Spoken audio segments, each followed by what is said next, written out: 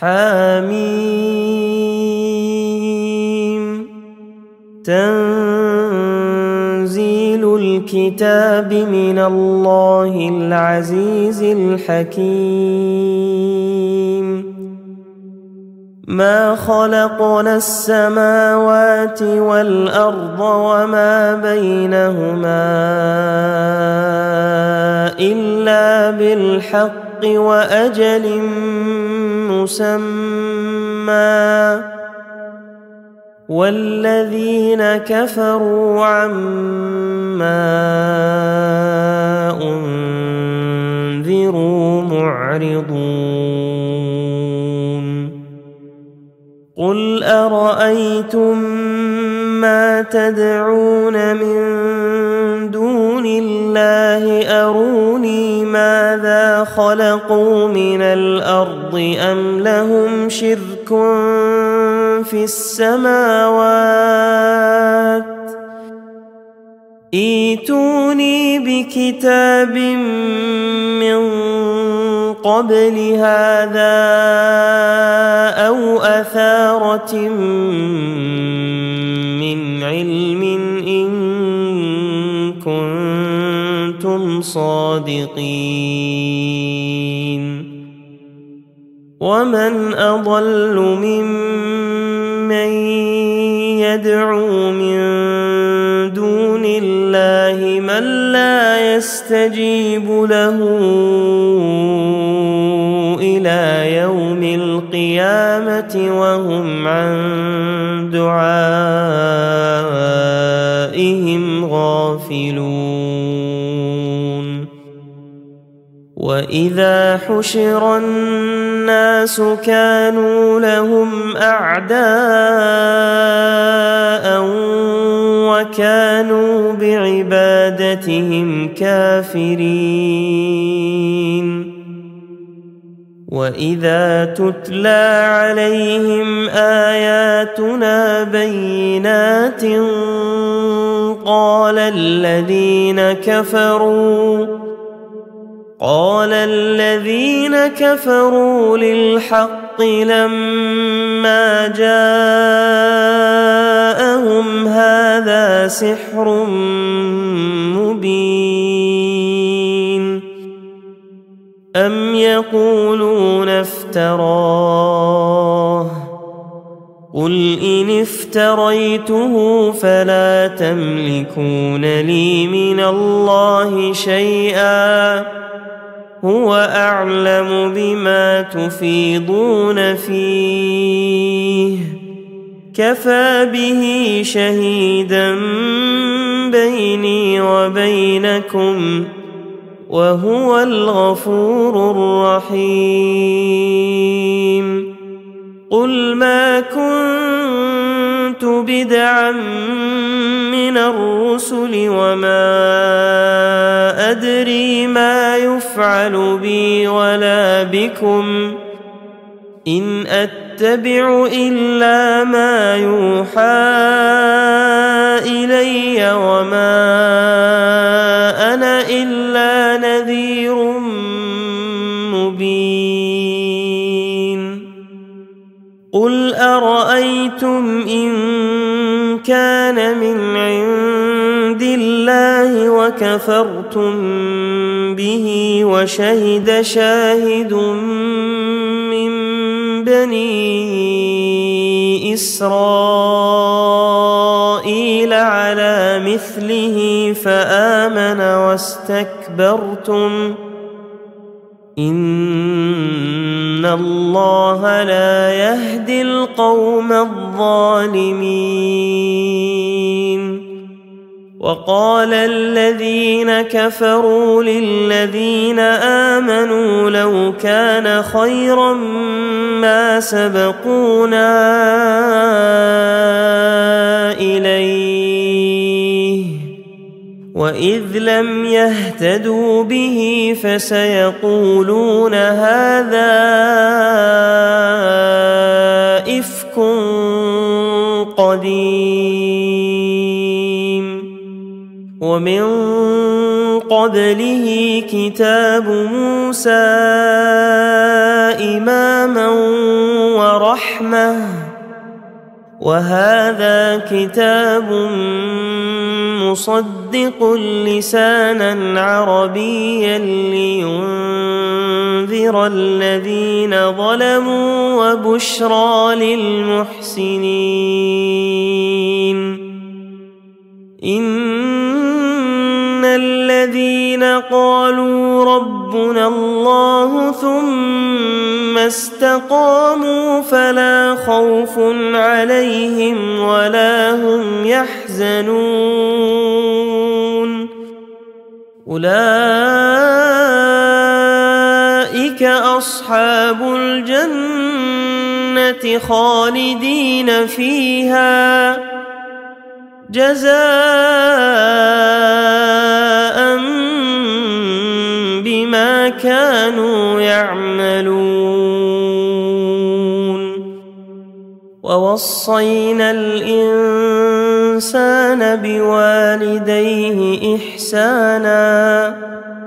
حملته أمه كرها ووضعته كرها وحمله وفصاله 30 شهرا حتى إذا بلغ أشده وبلغ 40 سنة قال رب أوزعني أن أشكر نعمتك التي أنعمت علي وعلى والدي وأن أعمل صالحا ترضاه وأصلح لي في ذريتي إني تبت إليك وإني من المسلمين أولئك الذين نتقبل عنهم أحسن ما عملوا ونتجاوز عن سيئاتهم في أصحاب الجنة وعد الصدق الذي كانوا يوعدون والذي قال لوالديه أف لكما أتعدانني أن أخرج وقد خلت القرون من قبلي وهما يستغيثان الله ويلك آمن إن وعد الله حق فيقول ما هذا إلا أساطير الأولين أولئك الذين حق عليهم القول في قد خلت من قبلهم من الجن والإنس إنهم كانوا خاسرين ولكل درجات مما عملوا وليوفيهم أعمالهم وهم لا يظلمون ويوم يعرض الذين كفروا على النار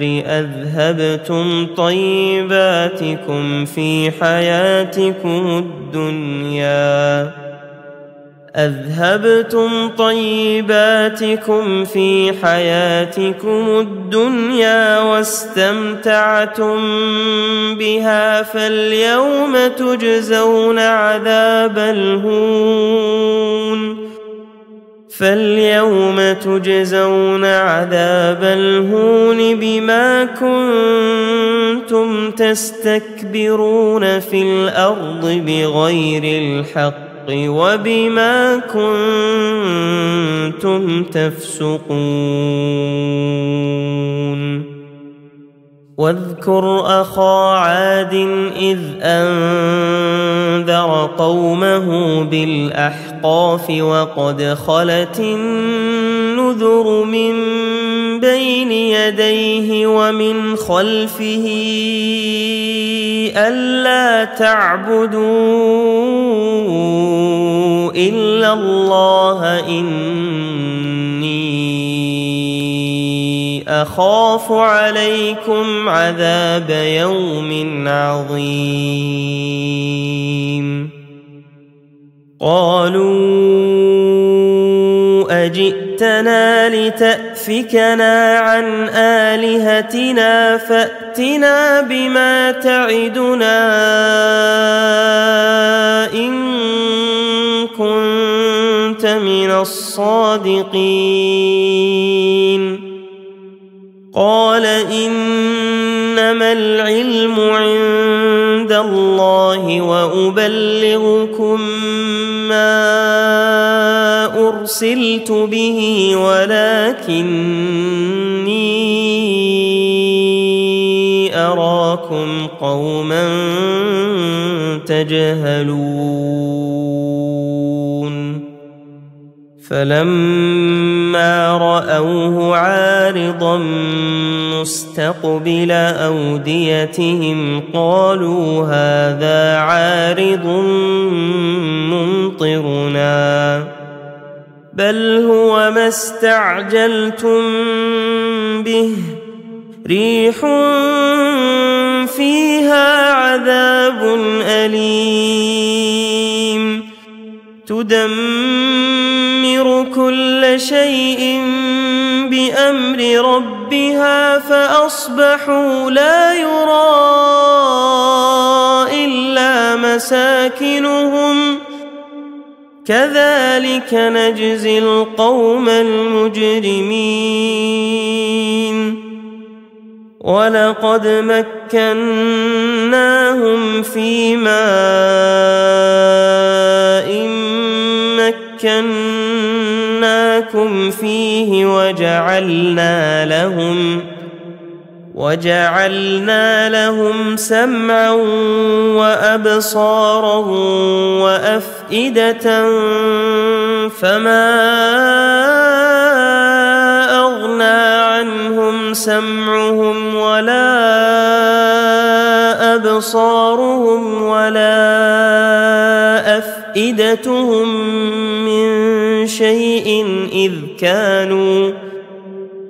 من شيء إذ كانوا يجحدون بآيات الله وحاق بهم ما كانوا به يستهزئون ولقد أهلكنا ما حولكم من القرى وصرفنا الآيات لعلهم يرجعون فلولا نصرهم الذين اتخذوا من دون الله قربانا آلهة بل ضلوا عنهم وذلك إفكهم وما كانوا يفترون وإذ صرفنا إليك نفرا من الجن يستمعون القرآن فلما حضروه قالوا أنصتوا فلما قضي ولوا إلى قومهم منذرين قالوا يا قومنا